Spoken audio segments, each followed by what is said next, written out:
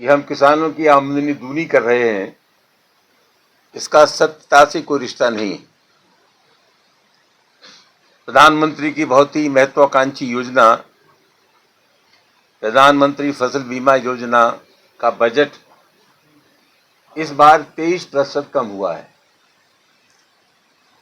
आप लोग जानते हैं कि एक दौर था जब ये किसान फसल बीमा लागू नहीं था, 2016 में लागू हुआ तो किसान की फसल बर्बाद हो जाती थी और उस पर सरकार ने यह कहना शुरू कर दिया कि किसानों की हम फसल का बीमा कर रहे हैं, लेकिन उस मामले में सरकार गंभीर नहीं है।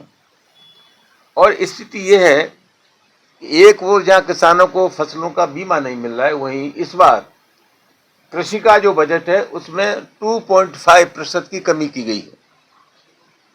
सबसे महत्वपूर्ण बात यह है कि कृषि के लिए कितना बजट आवंटित हुआ एक अलग सवाल है, उससे महत्वपूर्ण सवाल यह है कि कृषि के लिए जो है ना आवंटित हुआ था उसका कितना खर्चा हमने किया।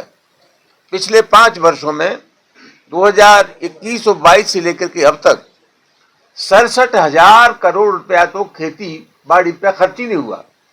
कुल मिलाकर के 5 वर्षों में कृषि के लिए जो धन आवंटित हुआ था उसका 67,000 करोड़ रुपया खर्च नहीं हुआ। इसका सीधा मतलब यह कि ये सरकार किसानों की समस्याओं के प्रति गंभीर नहीं है।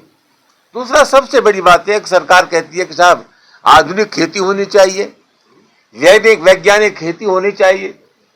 हमारे देश में 721 कृषि विज्ञान केंद्र हैं, लेकिन अफसोस की बात यह है कि कृषि के क्षेत्र में जो शोध हो रहे हैं वो शोध सिर्फ प्रयोगशालाओं तक सीमित हैं।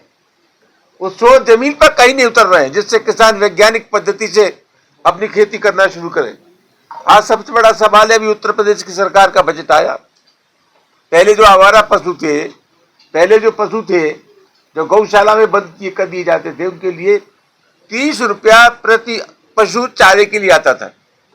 अब वो राशि बढ़ाकर कर दिए 50 रुपया। मैं पूछना चाहता हूं सरकार से, किस गलतफहमी के शिकार है?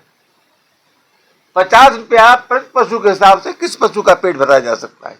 तो 2 ही बातें हैं, अगर आवारा पशु है तो किसान की फसल को बर्बाद करेंगे, अगर गौशाला में आप भेजेंगे तो चारे का भाव में मरेंगे। और सबसे महत्वपूर्ण बात यह है कि किसान की फसल जो आवारा पशुओं द्वारा बर्बाद की जाती है उसके लिए कोई मुआवजे का प्रावधान नहीं है, वो फसल बीमा योजना के तहत नहीं आता।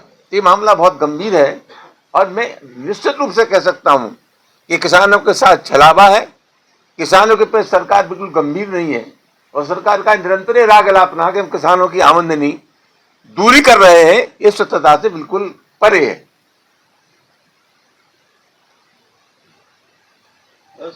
तो क्या दिक्कत है? हम चाहते हैं, सरकार अगर चाहती है तो गणना कराए।